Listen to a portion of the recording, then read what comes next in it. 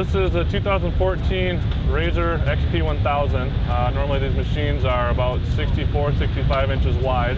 This car was originally brought to us by Performace because they wanted to race the GNCC with it, which is a narrower type of racing, a lot of woods racing. And the biggest problem is that these cars can't fit through the woods very good.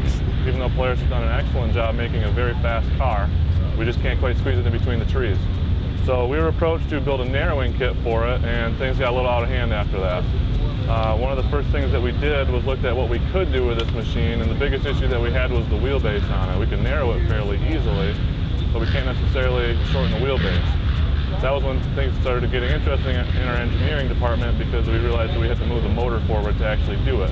That actually turned out to be the easier part of the job, because the motor has a lot of room to move forward. We had to use the factory motor mounts, though, to stay legal for the racing series specs. So back here you'll see that we actually took the motor, we were able to move the motor forward about 6 1/4 inches, and the problem that we had after that was we were so far forward we had to start really shortening up our trailing arms. We were actually able to take about 9 inches out of the rear wheelbase with this completely custom trailing arm system that you'll see here. The problem with that was we started having geometry issues, and we had to look at how we were going to make the radius rods work. And the solution that Kyle Burnett, one of our head engineers, was able to come up with was to actually create 2 extra pickup points on the suspension of the chassis. And we actually were able to turn a 3-link system into a 5-link system. And this is something that's very interesting because it's never been done before. Usually people just make different bars and different attachments, and we actually had to also work within the factory specs of the geometry to follow the class rules for GNCC. So we had to actually use the stock mounting points and somehow manipulate the geometry, still working within those points, and that's what we have here. So we actually have A-arm set up back here that works as a radius rod, and the result is something that actually handles pretty amazing. It's got 14 inches of travel in the rear yet, so we lost about 4 inches of travel over what the factory suspension was. But for GNCC, for the narrower courses, we're not going out on the motocross track like some of the guys are on the West Coast, getting big air, so we felt that that wasn't going to be a problem. Once the suspension was done, we had to finish mounting the motor, which ended up being fairly easy. We just changed the mounting brackets essentially and used the same motor mounts on the frame and on the motor. Next thing we wanted to do was relocate the radiator on this car. So we took the radiator from the front and we wanted to mount it down in the back, but we wanted to get it as low as we could to try to protect it from the dirt and the debris that a lot of times comes from the cars in front of you.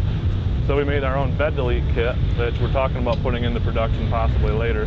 But this kit will actually completely eliminate the Polaris bed. You can see the CBR radiator that we mounted in here. It's got plenty of room to breathe, and with the motor moved forward, we've actually got really easy access down there for our spark plugs, and we're running a UMP air filter in it that we were able to adapt their race kit for to actually work perfect with the factory airbox. This car runs our bolt-on RC1 Racertech roll cage. This is a production item that we build all day long at our shop that anybody can buy right off of our website. This is a legal racing spec roll cage that is just a bolt-on item. Bolts right to the factory mounting points. It's really simple. We run our bolt-on doors because some people want to have something that they can actually get into and work inside the car if they need to. So this kit actually bolts onto the factory mounting points here and here. And we actually have a point we mount to right where the chassis is split right here. That ties that together a little bit better as well. And we also catch where the factory door hinge bar goes. So this is a rock solid door setup that you can easily take 4 bolts out and it just comes right off the chassis. Our Nerf bars is something that's also a production item. As you can see, we had to get a little creative here this morning because we're running some a wider offset Kaiser Racing wheels on this thing. And normally we run their 0 offset wheel. But this track that we're at today is a little bit wider, so we're able to run some wider stance on this thing to get some more stability. The problem we ran into, though, is they worked with the 0 wheels and they don't work today, so we have to get a little creative and cut them. So we'll have some modifications coming down to these guys with fresh powder coat on them next week as soon as we get back home. This car here is running our first Racertech motocross rigid mount front bumper. A lot of people know we have a Baja version available on our website for sale. What we wanted to do with this car was have something a little lighter, a little smaller, and a little skinnier. So we actually came up with a different top version of our bumper, which is going to be available to the public in the near future as well, which uses the traditional Racertech rigid mounting points right here on the chassis. As you can see, that ties right into the frame here. And the beauty of our bumpers is the whole lower section is completely replaceable separate from the tubular upper section. So you can mix and match the Baja version or the motocross version. There's interchangeable parts for the bottom half to use the winch mount. There's a removable bash plate that you can actually replace if you do hit something really bad on the bottom side there. There's really nothing else like this on the market right now.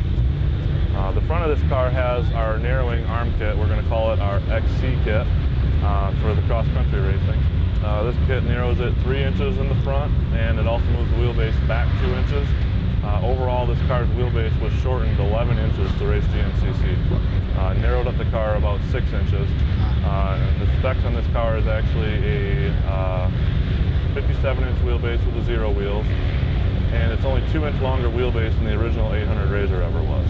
So this is basically bringing this thing down to about the size of a RZR S800, only with the power that the XP1Z has. This arm kit was fairly unique because we used RZR XP900 shocks on this vehicle. As you can see, we sourced the shocks out from JRI Suspension, and they're actually a bolt-on replacement shock on the front and rear of this car for a RZR 900 that we were able to modify the geometry with our new system and actually run the proper length shafts in these things to make it work with our XC kit for the 1000. Some of the challenges we had with this was actually getting the height of the vehicle right. We had to actually build some new arms for the front one time to get them dropped down a little lower. But that's all the experience that we get when we're out here racing that we were able to offer to the public once we're finally done with it, putting it into production. Overall, the RZR 1000 has an extremely good chassis on it right from the factory, but we found a few weak links that we were able to actually take care of with bolt-on products. The only thing that we sell for the RZR 1000 for bolt-on or weld-on products to strengthen the chassis points is the front arm brace kit, which ties together all 4 of the mounting points for the front arms. And then we also have a bolt-together kit for the rear trailing arm mounts that slides over the shackle of the factory frame section and thickens the material by about 3 times the thickness and ties into another structural point that makes it even stronger yet. Something that's also available on racertech.com. Right here you got something custom that we did for this build. It's actually just a replacement fender flare. One of the issues when you're narrowing up an XP1000 is the factory plastics still come out pretty wide on this car. We were actually able to narrow it so much that the fenders were too wide. So one of our engineers was able to come up with a clever little aluminum part that we're laser cutting and press braking at our shop that just bolts over the factory location, completely covers up all the factory tabs and everything, just making a nice clean finish. You can see we do the same thing back here. It's a simple bolt-on thing that we very well may be offering to the public if there's enough interest in it. One thing we were able to do with this car was actually take the factory sway bar and flip it from mounting in front of the motor to behind the motor, and we mounted it right up to a spot on the chassis we just simply welded some tabs onto, and we're actually able to run the factory sway bar on this car yet, and then we can also utilize any options that we have in the future for aftermarket sway bars that are adjustable. Racertech's also offering a new number plate kit. That's actually something that any guy can buy. You can bolt this on. It's race legal size for the numbers to fit onto. It'll bolt on to every model RZR that there is, and also the Can-Ams. It's a $55 part that any guy that's wanting to get set up with racing is going to have. You can find it right at racertech.com. These right here is a factory produced item that we sell. It's what we call our harness bar. You can see on our RC1 roll cages we still utilize the factory style tabs that they use for some of their accessories and their harness mounting. We felt that the bar itself was actually too high on the factory cages to really have a good proper angle for your shoulders, for your harnesses, because you typically want them to actually angle down a little bit off your shoulder when you're sitting in it. So we have a simple product that you can buy off our website that just bolts across those 2 factory tabs on a stock cage or on our RC1 roll cage that puts your harnesses down lower so you have a proper angle for your shoulder harnesses to sit on your shoulders. This is another new product that we're going to be releasing to the public soon. A lot of guys want to run races and they don't necessarily have a full race roll cage, so they're missing something to mount their window nets to, which is always required by every racing series. So we got just a simple little bracket that you can use a hose clamp to mount to. We just wrap them with some heat shrink and heat them up so they look nice and clean. This is just a simple little product that any guy can build in his garage, and if he doesn't have the time to do it, you can get right through our website. Well, that about wraps up our XP1Z project we did as Racertech for Dee Dippel with loud performance for the GNCC Racing Series. Hope you'll be able to keep track of this car at the races this year and see how it goes. Hi, my name's Dee Dippel. I'm one of the co-owners of Loud Performance Products. Here to talk about the XP1KZ built by Racertech to race the 2014 season of the GNCCs with. When we built that machine, it was totally off the hook. Went to the rules meeting to make sure that what we had planned would actually be legit and legal. And when we did it, we pulled out all the stops. From what we did with moving the engine to how we redesigned the whole chassis underneath without cutting or welding or modifying the frame in any way whatsoever. We really felt was huge. Of course, with a huge undertaking like that and not a lot of time, we've definitely had a learning curve this year with it. But saying that, we definitely we love what we did. It's definitely it's an awesome machine. It really is. We've just had some learning issues with it, and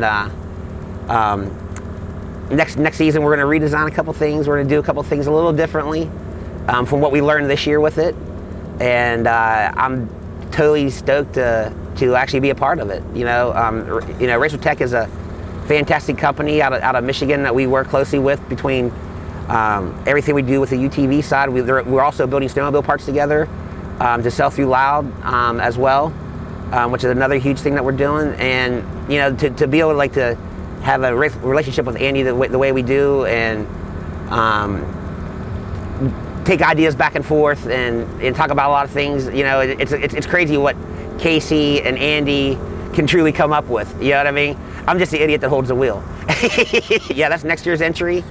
We already have a plan, and that we want to tweak a couple things with it, and we're going to tweak the radius rods a little bit and the trailing arms a little bit, and and Casey's got a couple other ideas, and we're going to come and run the piss out of it next year.